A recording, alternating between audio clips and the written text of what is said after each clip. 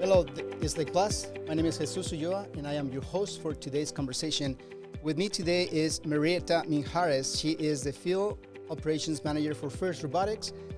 Let's get to know Marieta a little bit. So Marieta spent 13 years as a teacher and administrator within the Sweetwater Union High School District before becoming a high school principal with the Grossmont Union High School District, and then principal at Hillsdale Middle School in the El Cajon Valley School District. Marieta was born and raised in Chula Vista, California. She is a celebrated Aztec. You know what that means. Go Aztecs, San Diego State University, and that's where she received her master's in education leadership. Now she serves, as I said before, as a field operations manager for FIRST Robotics. So the question now is, what is FIRST Robotics? Well, let me tell you about FIRST. FIRST is the world's leading K-12 youth-serving nonprofit advancing STEM education. And you know the STEM stands for science, technology, engineering, and math. FIRST inspires young people to become science and technology leaders and innovators by engaging them in exciting mentor-based programs that build science, engineering, and technology skills. And also, FIRST inspires innovation that fosters well-rounded life capabilities, including self-confidence, communication, leadership, and life learning skills. FIRST is an international high school robotics competition between teams of students who are challenged to annually design, build, and compete for awards. FIRST Robotics has corporate sponsorships including Disney, Lucasfilm, NASA, Boeing, Haas Automation, Qualcomm, and Viasat. The 2022-23 season theme is Energy and was kicked off with this season release. And you're gonna watch that in a video that we're gonna provide you the link with in a little bit. But in the meantime, let me ask Marieta. Marieta, how does FIRST accomplish such big and important goals? Oh, well, thank you so much for having me today. It's such an honor. And yes, and having you share that all out loud just makes me realize how fortunate I am to work for such a great organization such as FIRST. Well, first of all, let me start. How does it inspire young people? How does it meet its goal? Well, a lot of different ways. Number one, programming.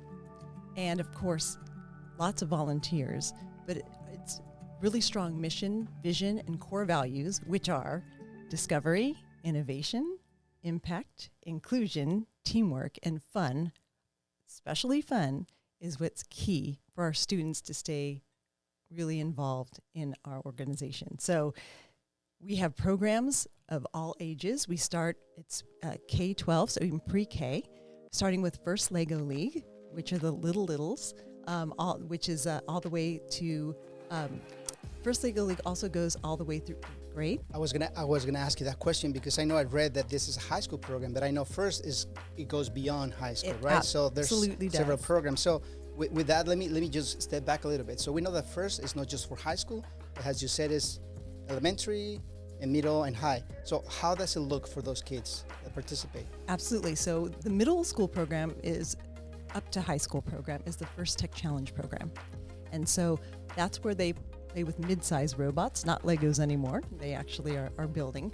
But then the FRC, which is FIRST Robotics Competition, is actually the high school students who work with robots that are up to 150 pounds, and they're on a playing field that's as large as 27 by 54 feet. So wow. It is amazing. So I know that, just to make sure that I'm getting this right. So for elementary level, it's called FIRST Lego League, and it's more than Legos, right? It's more than robots. Exactly. And then for middle schools is FIRST Tech Challenge. And then for high school, and I know we're going to talk to one of the high school students at Eastlake, is FIRST Robotics Competition. So just making sure. So FIRST is not just a high school competition, but it has 3 different programs, and it goes from playing with Legos like robots to big machines, and you're going to be impressed with what you can see, at least at the high school level. Absolutely. And it's more than robots. So that's our theme. It's more than robots. Why is it? Because when students get involved in FIRST, it's workforce development skills. So if they join a team, they don't necessarily have to be skilled in science to be able to participate. And what's so important about that is that your team, as part of your team, you may be the person who's doing the social media. You're doing the business plan. You are doing the finding the fundraising. You are doing different aspects, and that's why employers, organizations love to be able to sponsor FIRST, because the students are learning lifelong skills that they take with them throughout their school career and beyond. I'm curious to ask you this. In the FIRST community, this is her. Sportsmanship looks different in FIRST. I've heard something that FIRST is the sports of the mind, the FIRST competitions. And then I also heard gracious professionalism. So what is that? Gracious professionalism was started by our founder, Woody Flowers, who helped co-founder along with Dean Kamen. Woody Flowers was a professor at MIT when they started this back 30 years ago. And gracious professionalism is that you are always acting appropriately and working collaboratively with other teams. So for example, if a team goes to compete and their controller isn't working, another team comes along and offers their controller to them. It's not about who wins, it's about the process of the competition and teaching each other how to compete. Well, that's great to hear. So let me ask you this question. I know FIRST is supported by incredible corporate sponsors, and I saw the name of Qualcomm, and I hope everyone watching this video, they recognize the name like Qualcomm. Just to highlight one, and that's a big company in San Diego. Qualcomm comes with a lot of strength. So why are these companies committed to supporting FIRST? As you know, Disney and Lucasfilm also supported us, and during the 2020 season, we started and kicked off with that. The Force for Change was our theme, and we had Mark Hamill and many other stars that actually, they were filmed and they were a part of that and being part of FIRST. So big supporters of it, because I think they see the value in what FIRST brings to students. So, we have huge other supporters, Boeing and, Amazon and so many different organizations. And the reason why they support us is they realize that FIRST develops the whole child, the whole person. So I know students might not be watching this, but if you're watching this, pay attention to the details. So let me ask this question, and this is going to be the last question. Parents are wondering, yes, I want that for my kid. Now that I know that there's elementary, middle, and high school opportunities, so for the parents out there, they want to get their kids involved in FIRST Robotics. What do we do?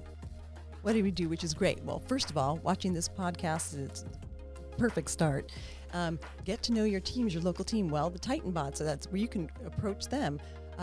And first of all, we do have a website. It's firstinspires.org. Please go there. It has loads of information and lots of drop downs where you can find local teams. It shares what local competitions are here. The younger students start their season in the fall. So the first Lego League, they kick off in August and go through December. First Tech Challenge is pretty much close up until like January, February. So there's lots of local competitions here that you can go see. And FRC kicks off the first week in January. It is a big kickoff. They all get their kits at the same time. They start all at the same time learning about what the game is, build their robots. They have 8 weeks to do it and have 6 weeks of competition. And we host a regional competition here in San Diego in March. It's been at the Del Mar Fairgrounds. So if you are interested, there is also a pull down on that website that says find local support. You can find your local program delivery partner, and there's teams there that you may recognize some of the teams. So it's a matter of just finding out on the website how you can start a team. We really would love parents to be able to start teams of their own. They don't have to be a part of the school. It can be a community team or it can be a school team. And I know you said earlier, and that was the last question, but you said earlier that FIRST really thrives when their parents and their volunteers supporting this team. So go to firstinspires.org. You're going to find all the information that you need. If you are in Eastlake or in Chula Vista, you can go to Eastlake High School Robotics Team TitanBot and learn more about getting involved with FIRST Robotics. Thank you, Marita. Thank you so much for having me. I really appreciate it. It's our pleasure to have you. And we continue talking about FIRST Robotics, but this is a high school program, and we are fortunate to have with us the CEO of TitanBot. TitanBot is FRC 2543. You see, I got this. 2543 Eastlake High School Robotics Team. So what is CEO? What is your role in this team? So TitanBot actually structures itself like a business. We have a top-down model completely run by students, complete with 8 different departments, some engineering and some non-engineering, that's devoted to all of the aspects that compose FIRST Robotics over the course of the season. Well, I know, I don't know if I asked you what's your name. So your name is Josh Scott, right? Yeah, Josh Scott. So we might go off script a little bit, and that's important because guess what? We like to go off script. So this question I have for you, Josh. So I'm curious to know, you're a senior, you are the leader of the TitanBots for this school year. So what are you doing after high school? What's going to happen with you? What are your plans? Well, after I graduate, I'm going to be attending UC Santa Barbara for a physics undergraduate, followed by likely my master's and possibly my doctorate in physics. Wow. So based on this, well, first and foremost, congratulations. It is great to know that your future is going to be bright. It is bright already. But how was your participation in TitanBot FRC 2543 robotics? You know, how that helped you to find this, to go on that path? I would say that FIRST Robotics was pretty fundamental to the person that I hope to be. I think that my goals were pretty fundamentally shaped by the engineering experiences that I had in high school. And I really want to see sort of the fruition of the FIRST Robotic experience, especially at the collegiate level. Well, that's great to hear, Scott. But so how does a typical season looks like for any high school student that is part of TitanBot? Well, we have an 8-week build season beginning with kickoff, which is when they present the game for the year. After that, we will have exactly 8 weeks to completely design, prototype, build, and test a 125-pound robot to compete in this game. The build season isn't just the creation of the robot, but the acquisition of funds, the creation of media, the coordination of competitions, sort of the all-encompassing planning that goes into this sort of a project. So I know that TitanBot travels to other competitions, and I know that TitanBot participates in San Diego FIRST Robotics Regional. So what places have TitanBot robotics team has traveled to? So this year we went to the Central Valley Regional in Fresno. Historically, we've gone to Las Vegas, Arizona regionals. We've been to the Houston World's Championship 3 times. So really anything within driving and flying range, we'll try to go out to sort of increase our reach and compete in those competitions. And I know in our conversation with Maria before talking to you, Scott, you know, we talk about 3 different programs, the elementary level, middle school. This is the high school level robotics competition. Just for perspective, how big is that robot you guys work on? How big it is? Its size is, weight, how big it is? So it's a 28 by 28 by 35 inch robot weighing 90 pounds, 95 pounds, I believe. Our constraint was up to an 125 pound robot. And so this is a considerably large machine that we built. So as you can hear, it is not a Lego-like robot. Now we're talking about real machines. Now, with you being, I'm guessing here, you've been part of TitanBot since you were a freshman, am I right? Yes. So from all those years of experience being part of robotics, and I know you were in the middle of the pandemic when this happened, what has been one of the most challenging things that you had to overcome with your team? I would say that the experience gap coming back from the pandemic was definitely a challenge. I think that we usually rely on the pass down from seniors to juniors when they graduate, and we had a lot of lost experience and lost opportunities from that missed year.